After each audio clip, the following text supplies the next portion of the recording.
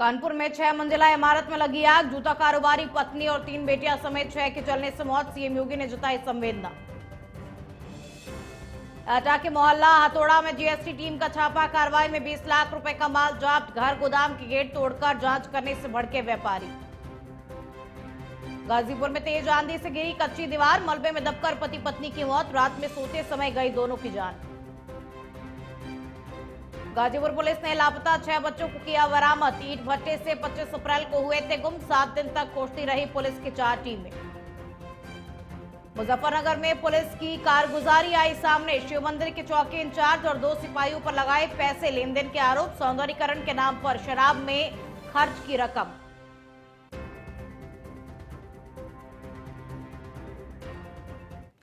नमस्कार, वंदे भारतम। आप देख रहे हैं नेशन 27 और मैं हूं आपके साथ में खुशबू सिंह। तो चलिए बुलेटिन की शुरुआत करेंगे और बड़ी खबर आपको यूपी से बता दें। कल योगी कैबिनेट की अहम बैठक होने वाली है सुबह 11 बजे।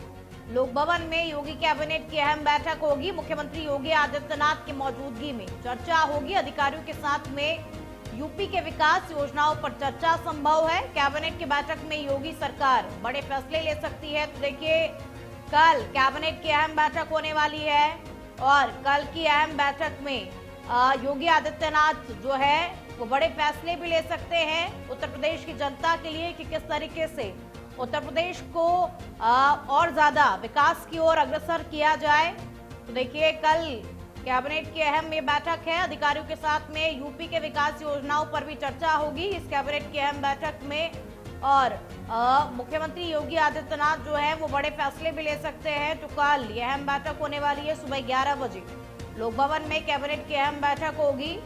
जनता भी टकटकी लगाए हुए बैठी रहती है कि कब इस तरीके से कैबिनेट की बैठक हो और कैबिनेट की बैठक में सरकार उनके लिए क्या कुछ बड़े निर्णय लेगी। देखिए, कल यह अहम बैठक होने वाली है सुबह 11 बजे का समय जब इस बैठक की शुरुआत होगी।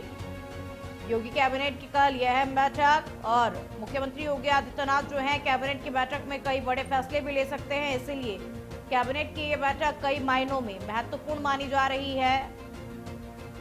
तो अधिकारियों के साथ में यूपी के विकास योजनाओं पर चर्चा भी होगी कि किस तरीके से यूपी में और ज्यादा विकास किया जाए और क्या और योजनाएं बनाई जाए यूपी के विकास के लिए।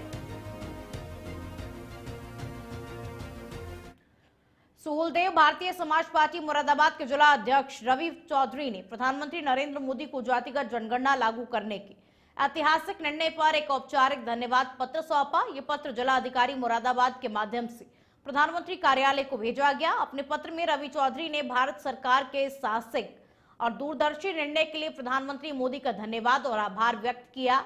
उन्होंने कहा कि निर्णय सामाजिक न्याय की दिशा में एक ऐतिहासिक कदम है और इस दौरान महानगर अध्यक्ष दानिश कुरैशी, प्रमुख महासचिव गौरव कुमार, संगठन मंत्री अमित चौधरी सहित अनेकों कार्यकर्ता मौजूद रहे। तो देखिए, प्रधानमंत्री नरेंद्र मोदी को एक धन्यवाद पत्र भेजा गया है।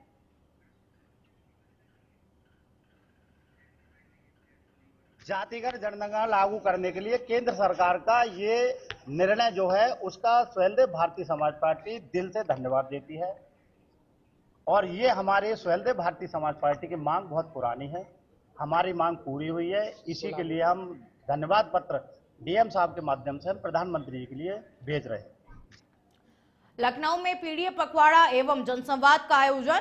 सपा प्रवक्ता दीपक रंजन की ओर से आयोजन और पीडीए पखवाड़ा में सपा के बड़े नेता शामिल हुए। उदय प्रताप सिंह, अरविंद सिंह गोप इसमें शामिल रहे। दीपक रंजन, जूही सिंह भी इस पखवाड़े में शामिल हुए। 2027 के चुनाव को लेकर के सपा ने तैयारियों को और भी ज्यादा तेज कर दिया है। अखिलेश यादव के निर्देश पर पीडीए का पखवाड़ा हो रहा है और 27 के चुनाव में बीजेपी को घेरने का काम सपा करने वाली है।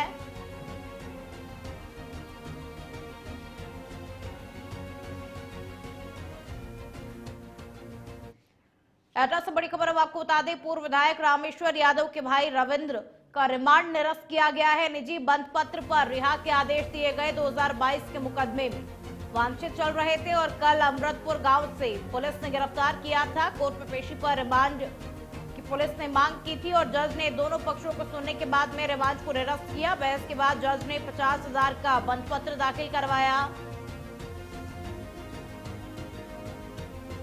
देखिए, पूर्व विधायक रामेश्वर यादव के भाई रविंद्र के रिमांड को निरस्त कर दिया गया है। निजी बंद पत्र पर रिहा के आदेश दिए गए और 2022 के मुकदमे में ये वांछित चल रहे थे।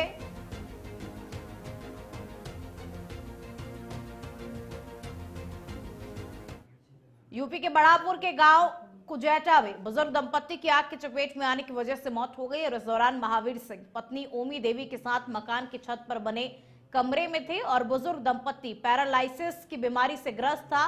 रात में किसी समय कमरे में आग लग गई और फिर आग के चपेट में आने की वजह से पति पत्नी की मौत हो गई। घटना के बाद से ही क्षेत्र में सनसनी का माहौल बना हुआ है। घटना की सूचना पर पुलिस मौके पर पहुंची और घटनास्थल का निरीक्षण कर जांच करने में भी पुलिस जुट गई। जांच पड़ताल पुलिस कर रही है कि किन कारणों की वजह से ये आग लगी।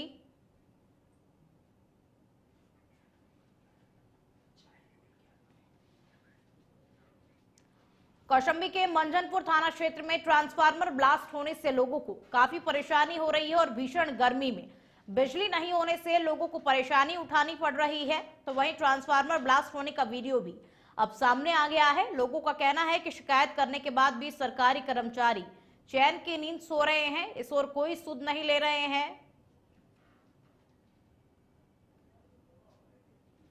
तो देखिए, भीषण गर्मी की वजह से लोगों को परेशानी हो रही है। गर्मी इस वक्त प्रचंड पर है और ट्रांसफार्मर ब्लास्ट हो गया जिसकी वजह से विद्युत सप्लाई जो है वो भी बाधित हो रही है। लोगों तक विद्युत सप्लाई पूरी तरीके से नहीं पहुंच रहा है। लोग इस भीषण गर्मी में परेशान हो रहे हैं और ट्रांसफार्मर ब्लास्ट का ये वीडियो भी सोशल मीडिया पर अब वायरल हो रहा है।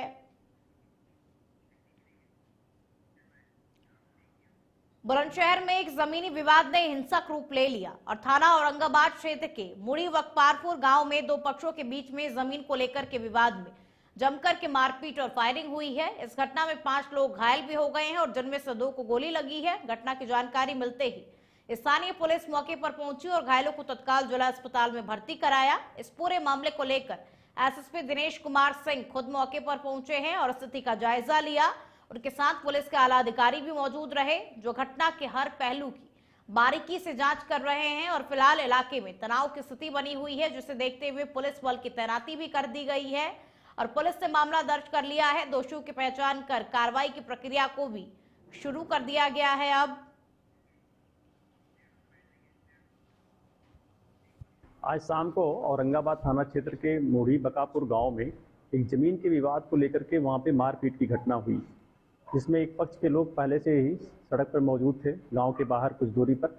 जब दूसरा पक्ष वहां पे कार से जा रहा था तो उसको रोक करके उसके साथ मारपीट की गंभीर चोट पहुंचाई गई है, जिससे 5 लोग घायल हुए हैं, जिनको कि प्राथमिक उपचार के बाद डिस्ट्रिक्ट हॉस्पिटल में 2 लोगों को भेजा गया है। वहाँ पे उनकी चोटों को हार्ट ब्लंट और पंक्चर्ड वुंड आया है। इसमें किसी को गनशॉट चोट नहीं आई है, जैसा कि अभी डॉक्टर ने बताया है और देखा है उसको। तो मेरे पिताजी हमारी खेत जोत लिया था। जो हमारे दूसरे हैं विरोधी, इन्होंने हमारा खेत जोत लिया परसों, वहाँ इनसे हाथापाई हो गई थी। उसके बाद आज ये रिपोर्ट लिखवाने गए थे घर के हमारे पिताजी, ताऊ जी, भैया, तो ये रिपोर्ट लिखाने गए थे। ऐसो ये चौकी के इंचार्ज वहाँ कोई था नहीं। चौकी इंचार्ज ने बहुत देर तक रोके रखे, 6 बजे तक। फिर उसके बाद जब अंधेरा हो गया उसके बाद ये भेज दिए वहाँ से, कहे जाओ हम थोड़ा सा टाइम लग जाएगा। उसके बाद आते ही जब ये आ रहे हैं तो उन्होंने पीछे लगा दी, इनके पीछे गाड़ी ठोक दी आगे पीछे से, बराबर में से गोली चलाई ही। फिर उसके बाद जो गांव का मोड़ था हमारा, गांव के मोड़ पे जैसे मोड़ रही गाड़ी को, पीछे से गाड़ी टक्कर मारी, वो सीधी खेत में जाके पड़ी। पश्चिमी यूपी के जनपद मुजफ्फरनगर से पुलिस की एक ऐसी कारगुजारी का मामला सामने आया है जहां हरसोली गांव में शिव मंदिर के सेवादार और ग्रामीणों ने शाहपुर थानाध्यक्ष से लेकर हरसोली चौकी इंचार्ज और 2 सिपाहियों पर गंभीर आरोप लगाए हैं। इनमें इन लोगों ने सौंदर्यीकरण के नाम पर दान के रुपए ले लिए और उसे शराब पीने में खर्च किया। आरोप है कि जानकारी मिलने पर पुलिस के आला अधिकारियों ने मामले की जांच को शुरू कर दिया और जांच रिपोर्ट आने के बाद आरोपियों पर कार्रवाई की जाएगी। बता दें कि सेवादार भगत सुखराम ने यह भी आरोप लगाया कि इसके अलावा कई कार्यों के लिए ऑनलाइन पेमेंट भी किया गया, लेकिन सिपाही ऋतिक के घर में एसी लगाने के लिए 30,000, सिपाही उमेश के ठेके पर शराब की पेमेंट के बाद घर में बैटरी लगवाने के लिए 15,000 की डिमांड आई। तो मामले की शिकायत के बाद ये मामला अब सामने आ गया।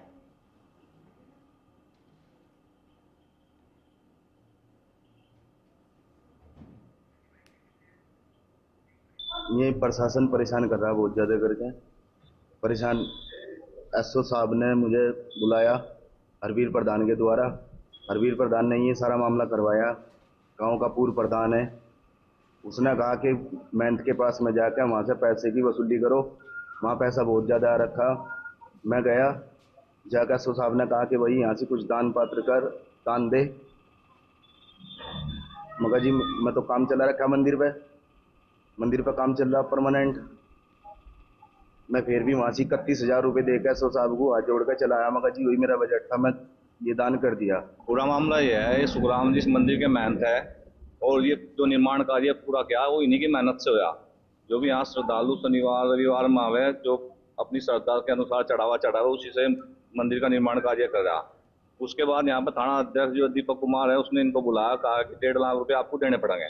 इन्होंने 31,000 रुपये उसे दे दिए और हाथ जोड़ लिए कि मैं इससे ज़्यादा नहीं दे सकता। उसके बाद चौकी इंचार्ज गजेंद्र जी ने इन्हें बुलाया और ये कहा कि आप जो है 21,000 रुपये हमें भी देने पड़ेंगे, आज कार्य चल रहा। इन्होंने 21,000 रुपये उसे भी दे दिए। उसके बाद एक ऋतिक दीवान जी है, वे आए, उन्होंने कहा मुझे अपने घर में एसी लगाना है, 30-31,000 रुपये उसने मांगे। इन्होंने उसके अकाउंट में 30-31,000 रुपये ट्रांसफर कर दिए। फिर एक उमेश जी हेड कांस्टेबल है, वे आया कि मुझे दारू के लिए 4-30 दिन उसने जो है ठेके वाले का जो है खाता नंबर दे रखा था, ये उसके खाते में ट्रांसफर करते रहे। उसके बाद जब अंत होगी, थाना अध्यक्ष ने कहा कि ऋतिक से बात कराई कि आप हवाई या वो गाड़ी में बुलवाऊं, ले आ गए, पैसे नहीं भिजवाए। तो जब अंत आएगी तो ये रास्ता इन्होंने। लखनऊ में पीडीए पखवाड़ा एवं जनसंवाद का आयोजन सपा प्रवक्ता दीपक रंजन की ओर से आयोजन किया गया। पीडीए पखवाड़ा में सपा के बड़े नेता शामिल हुए। उदय प्रताप सिंह, अरविंद सिंह गोप इसमें शामिल रहे। दीपक रंजन, जूही सिंह भी इसमें शामिल रहे। 2027 के चुनाव को लेकर के सपा ने तैयारियों को तेज कर दिया है। अखिलेश यादव के निर्देश पर पीडीए का पखवाड़ा हो रहा है। 27 के चुनाव में बीजेपी को घेरने का काम सपा करेगी।